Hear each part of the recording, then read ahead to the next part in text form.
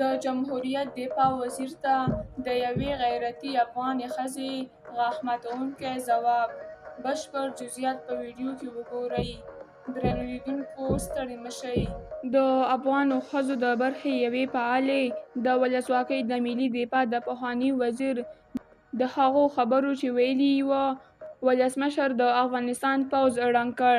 په غبرګون کې یې ورته لیکلي ولسواکۍ نااهله تنګلیدګرو او سیمه پالو څېرو بدنومه کړه چې له ولسواکۍ څخه به یې د تاجک جهاد، شمالي ټلوالې او په لسګونو نورو نومونو امتیازات اخیستل او بیا به هم دوی د افغانستان پر ملي پوځ جوړجاړی هم وکړ. اغلې ډیوې پتنګ بسم الله محمدي په نښه کړ او پر خپل ایکس یې ورته لیکلي تاسو وایئ چې خیالي پوځ او پولیس مو جوړ کړي ول، همدا تاسو وایئ چې د ملي ځواک اعاشه مو غلا کوله. اغلې پتنګ د ولسواکۍ پر امنیتي چارواکو نیوکه کړې. سم او ناسم معلومات به یې له ولسمشر محمد اشرف غني سره ګډول. دویم خبر: د اسلامي امارت واکمنۍ د روان لمریز کال په پیل کې په ښوونځیو کې پر زده کوونکو نوې جامه جبري کړه او په داسې مهال د افغانستان په بازارونو کې سپینې لونګۍ، کالي، څادر، بوټان او نږدې ډېر نور کارېدونکي توکي چینایي دي. افغانستان چې تر دې مهاله په اصطلاح د دغو مذهبي توکو د تولید امکانات نه لري، نو د جبري شوې جامې ټوله ګټه اوس بهرنیانو ته رسیږي یا ښایي د هغوی په خوښه پیل کیږي.